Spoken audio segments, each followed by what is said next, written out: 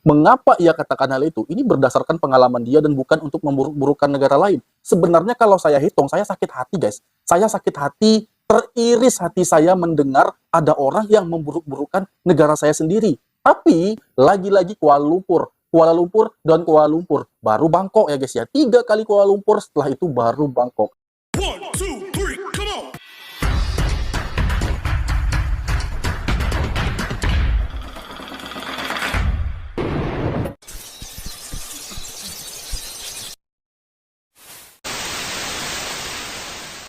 Assalamualaikum warahmatullahi wabarakatuh. Halo guys, halo teman-teman semua di sana. Apa kabar Anda di sini? Masih lagi bersama saya yang selalu setia mendoakan semoga kita dalam keadaan sehat senantiasa, baik-baik saja, jasmani juga rohaninya. Dan apapun itu pekerjaan, kegiatan, aktivitas yang kita kerjakan di dalam maupun di luar rumah, semoga juga diberikan kemudahan dan juga kelancaran oleh Tuhan yang Maha Kuasa. Amin, amin ya robbal alamin.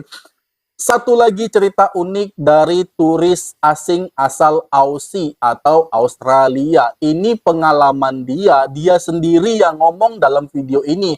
Karena ini pengalaman sudah masuk 4 negara di Asean. Sudah masuk 4 negara itu adalah Thailand, Vietnam, Malaysia, dan juga Indonesia. 4 negara dan di 4 bandar besar. Di Indonesia itu dia sudah cukup lama di Jakarta, di Malaysia itu di Kuala Lumpur, di Thailand itu di Bangkok, di Vietnam itu di Saigon ya guys ya. Jadi 4 bandar besar di 4 negara berbeda yang ada di ASEAN.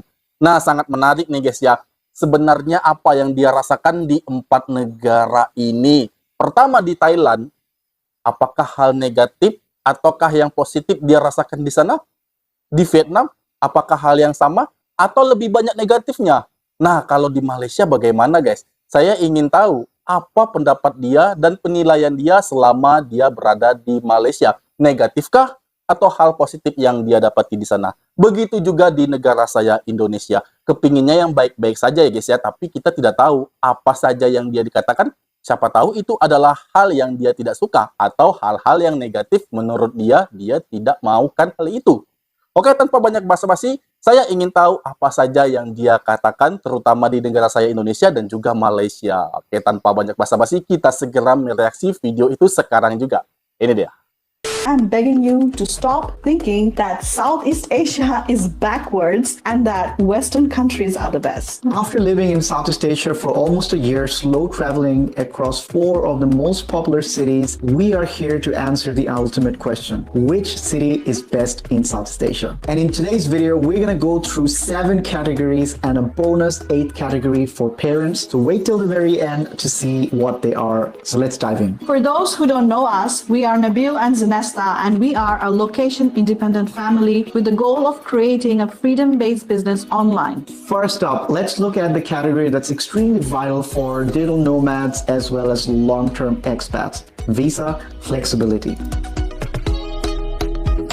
Now, obviously, this would depend on the strength of your passport. For us, we are Australian citizens, but from what we've seen online, it is quite similar to other countries such as the US, UK, Canada, Australia, etc. For Kuala Lumpur, Malaysia, tourist visas are usually 90 days and free of cost. Longer stays would require visa rounds, which we really don't recommend that much, but there are other options, which is my second home MM2H program. We did a full-length video on this and we will link it up here for you. In Bangkok, Thailand, the tourist visa is 30 days on arrival for us, but you can extend it for another 30 days. We have to pay 265 Australian dollars for the 3 of us to stay in Bangkok for a total of 2 months. For Saigon in Vietnam, tourist visas are very straightforward with various options including single or multiple entries. We got a 3-month multiple entry visa for Australian dollar worth 242, and as you can see, it's way cheaper than Thailand. One of the things we noticed about Saigon, Vietnam is that other than ASEAN countries, most countries you would have to basically apply and pay for a visa. If we move to Jakarta, Indonesia, the tourist visa is 30 days free, but since we wanted to stay a bit longer, we found their visa process to be quite confusing and expensive. We got a 2-month single entry visa for Australian dollar 360. But mind you, if you go to Bali, you have to pay an extra tourist tax now. So for us, Kuala Lumpur, Malaysia is a clear winner in this Oke, di sini pemenangnya adalah Kuala Lumpur, Malaysia. Kita sadari, untuk visa ya guys ya, untuk paspor Malaysia, ya sama-sama kita tahu lah ya, udah banyak yang kalah. Malaysia itu hanya dapat dikalahkan oleh Singapura, itulah faktanya ya guys ya. Malaysia itu rank paspornya itu di peringkat 12 kalau tak silap saya guys ya. Anda boleh komen di bawah, Anda perbetulkan saya guys ya. Nah, di sini kemudahan yang dirasakan oleh pasangan turis asal Australia ini karena waktu yang cukup lama selama 3 bulan mereka berada di Malaysia dan pengurusan visa itu tidaklah sulit ya guys ya. Tidak sesulit dengan apa yang mereka rasakan dan membingungkan dia katakan jika dia mengurus visa di Indonesia yang hanya dapat 1 bulan saja guys. Ini katanya ya. Oke, di sini kita lihat Malaysia menjadi juaranya. Dan kita lihat apalagi yang akan dia katakan di sini. This category, not only were we able to stay longer, but we didn't have to pay a dime. So clear winner, Kuala Lumpur, Malaysia. When researching about where to stay and accommodation, we found it quite confusing because there's just so much information out there. Which cities to live within these countries, which locations within each cities. One of the things that we decided was that we will always try to live in an expat area because that's where you would basically find most of the services we are used to living in Western countries as well as international preschools for our daughter. But obviously it'll depend on your personal circumstances. So for example, if you are a family where you're homeschooling, you don't necessarily have to live in an expat location because you're not sending your kid to preschool or a school. For Kuala Lumpur, for short-term stays, you can look at the city center, which is the KLCC area and the Bukit Bintang area. They offer an easy access to transport and amenities with really good prices for high-rise condos ranging from $50 to $100 per night. Now, for longer-term stay, expat-friendly neighborhoods like Mengapa and Sri Hartamas are ideal, where the rents are between $500 to $900 for one-bedroom apartment. In Bangkok, for short-term stays, areas like Sukhumvit near the BTS stations are perfect, with modern condos costing between $40 to $90 per night. Long-term expats tend to live in places like Tonglor or Ekamai, where rents for one-bedroom units are between $500 to $1,000 per month. If we talk about Saigon, District 1 is the go-to area for short-term stays, with service apartments costing around $40 to $80 per night. And for longer-term stay, District 2, which is the Thaldian area, is the top expat choice, where the rent starts from $600 to $1,200 for larger apartments or villas. In Jakarta, the Central Business District or CBD are great for short-term stays, with service apartments costing between $40 to $70 per night. Long-term stays for expats, they often settle in areas such as Kemang or Mentang, where rents range between $400 to $900 per month. So for short-term stays, you would ideally like to stay in the Central Business District, or as North Americans say, downtown areas. But for longer term stay, you would like to go a little bit further away in expat locations, which would be much more ideal. One of the really nice tip that we would like to give you is that, generally speaking, you would have to go to Airbnb for short-term rentals, or even places like booking.com. But you can always go to Facebook expat groups and reach out to, landlords and rental agencies who specifically give short-term rentals to expats, because they get a little bit higher, but it'll still be cheaper than Airbnb. They provide quite a bit of a competitive price. Exactly. We did a much more comprehensive video around just finding the right locations and a little bit more tips around, how to get the best bang for your buck. So we will link it for you in the description as well. It really varies which city is best. It really depends on your personal circumstances. But for us, we would definitely have to say Kuala Lumpur, Malaysia is the best when it comes to accommodation. We lived in Sri Hartamas and worked, and our daughter's school was in this area called Mengapa, which is basically, suburbs that Lagi-lagi guys, lagi-lagi dia mengatakan Kuala Lumpur berulang-ulang kali di video ini menjadi pemenangnya, yaitu adalah Malaysia. Mengapa ia katakan hal itu? Ini berdasarkan pengalaman dia dan bukan untuk memburuk-burukkan negara lain. Sebenarnya kalau saya hitung, saya sakit hati guys. Saya sakit hati, teriris hati saya mendengar ada orang yang memburuk-burukkan negara saya sendiri. Tapi kalau itu adalah sebuah kenyataan, situasi kenyataan yang ada, tentu itulah menjadi renungan bagi kita, dan untuk masa depan lebih memperbaiki diri lagi, lebih memperbaiki hal-hal yang tidak baik dalam negara kita agar menjadi sesuatu hal yang layak, terutama bagi turis asing guys ya. Nah, di sini dia katakan bahwa Malaysia lagi, kualitas pendidikannya, kualitas tempat tempat penginapan, dan juga transportasi begitu sangat ramah kepada semua orang yang ada di sana, guys. Dan juga kualitasnya dengan harga yang murah. Itu katanya. Oke, kita lanjut. Play. That are connected with each other. So we would probably say Kuala Lumpur is the one that wins in this category.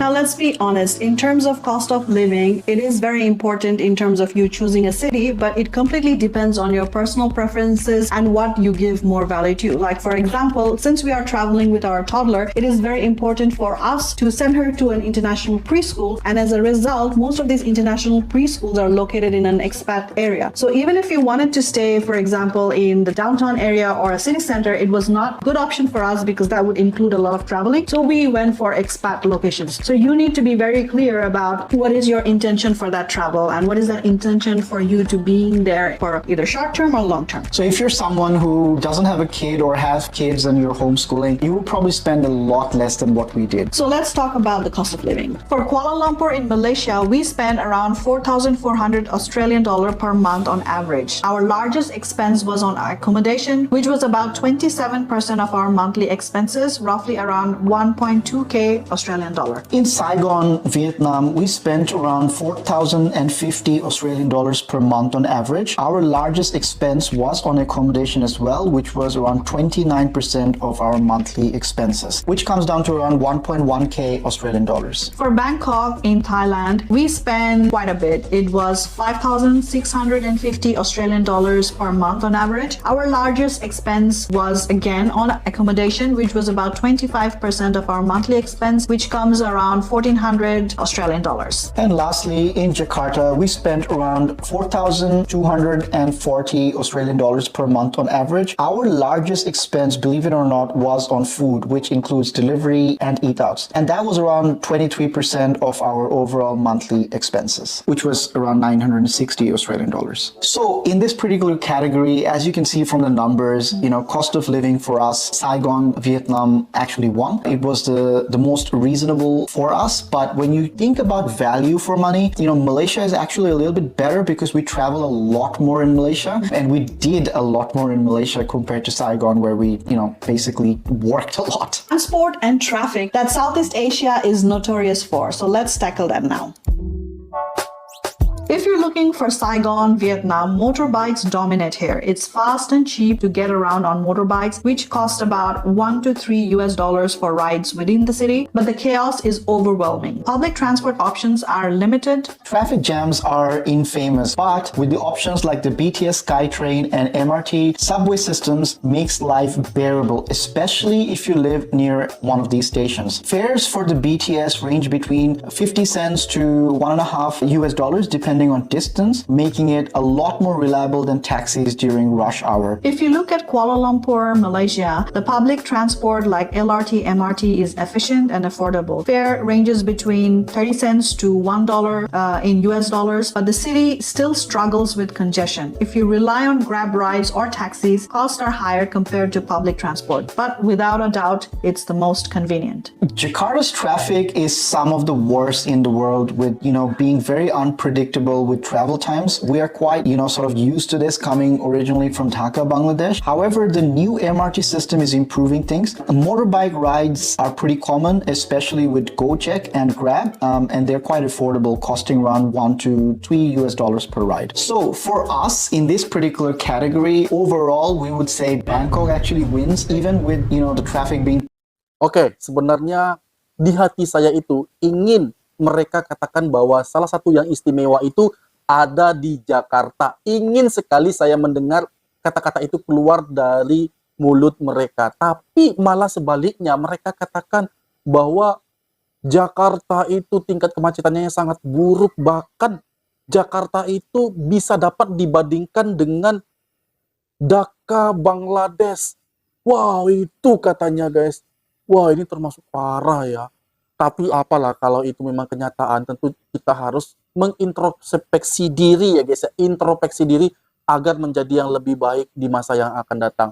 Mengapa? Karena memang kita akui tingkat kemacetan di Jakarta itu memang betul-betul sangat luar biasa. Dan apa kata turis asing?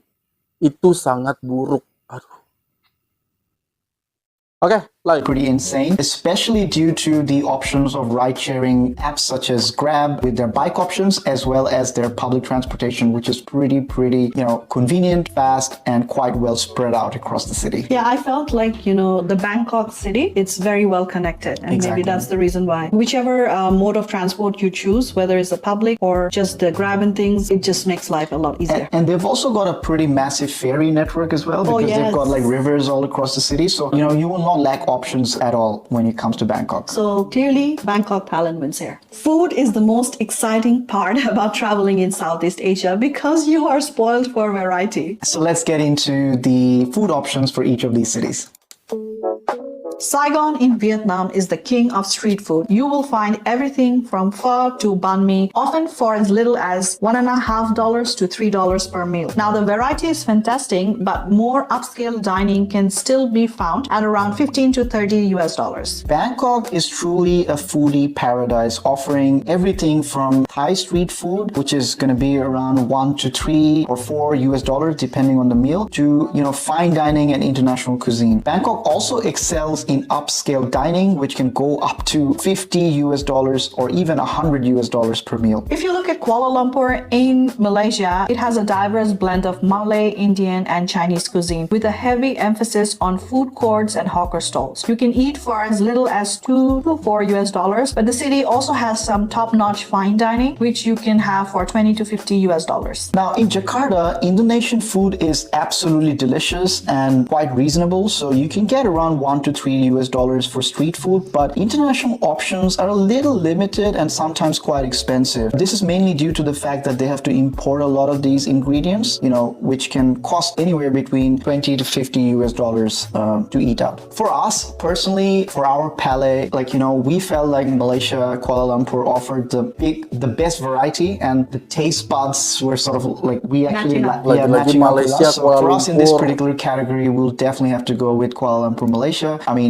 the food was just amazing, and we just cannot. I'm just salivating thinking about it. Yes, I'm thinking of all the food. But in saying that, the food in Bangkok was pretty good as well. So that would come second. Now, this is a pretty broad category when it comes to quality of life. Now, it really is subjective, but what we're really talking about over here is things like safety, comfort, healthcare, weather, and English proficiency. So let's get into it.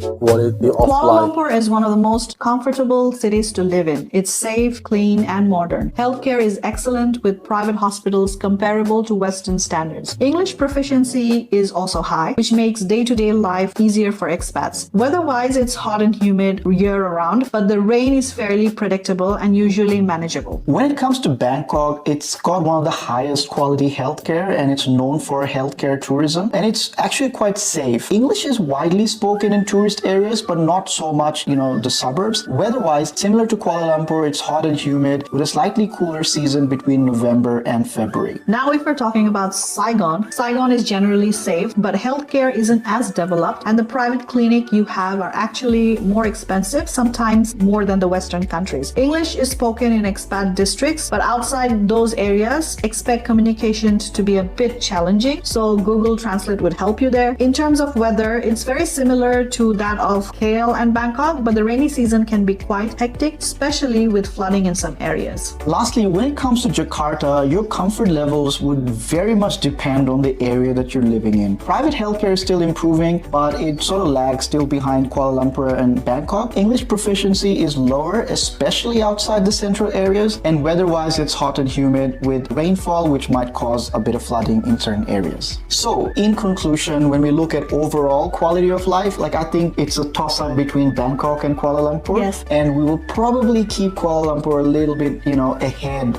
when it comes to this category, right? Yeah. Now let's get into the entertainment part of the city because it's very important and you need to know what are the things that you can do in those cities. So let's dive in.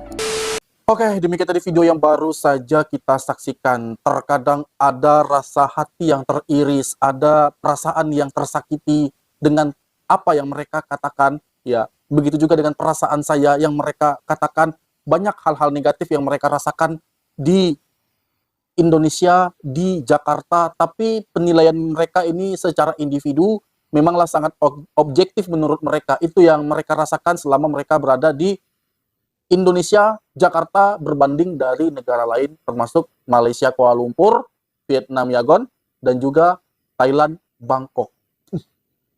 Inginlah saya mendengar kata-kata yang positif dari turis ini, guys, untuk negara saya. Tapi memang apa yang dia katakan bukan berdasarkan kebencian, kebusukan hati, dan juga dengki terhadap Indonesia, bukan. Tapi ini adalah penilaian jujur yang dia katakan, dan seharusnya apa yang dia katakan ini, dia ucapkan, itu menjadi bahan evaluasi bagi pemerintah Indonesia saat ini. Tapi tentunya kita bukan berdiam diri saja. Indonesia juga sedang berbenah di bawah kepemimpinan Pak Prabowo Subianto. Memang saat ini berbanding dengan Kuala Lumpur, apa yang dikatakan oleh turis ini, lagi-lagi Kuala Lumpur, dan Kuala Lumpur, baru Bangkok ya guys ya. 3 kali Kuala Lumpur, setelah itu baru Bangkok. Artinya ada sesuatu hal yang istimewa yang telah dia rasakan di Kuala Lumpur saat ini. Dan semoga itu menjadi cerminan bagi kita untuk memperbaiki segala bentuk, segala aspek yang ada di negara kita yang harus sudah diperbaiki sejak lama, walaupun kita baru saja memulai hal itu, tetap saja kita sedang berbenah dan memperbaikinya.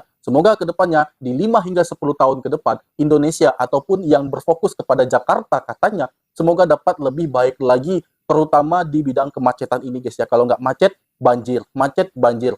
Banyak hal itu dikeluhkan oleh masyarakat, terutama para turis asing. Semoga ini dapat terselesaikan dengan sangat baik, karena ini menjadi masalah klasik yang belum ada solusinya hingga saat ini. Bahkan IKN, semoga IKN ini dapat menjadi gambaran bagi Indonesia untuk lebih baik lagi di masa yang akan datang guys ya. Memang lagi-lagi dia katakan Kuala Lumpur, ya, gaya hidup yang lebih baik Kuala Lumpur, pendidikan anak yang lebih bagus Kuala Lumpur, transportasi yang lebih unggul Kuala Lumpur, dan Kuala Lumpur lagi ya guys ya. Iri hati saya sebenarnya, tapi bukan iri dengki.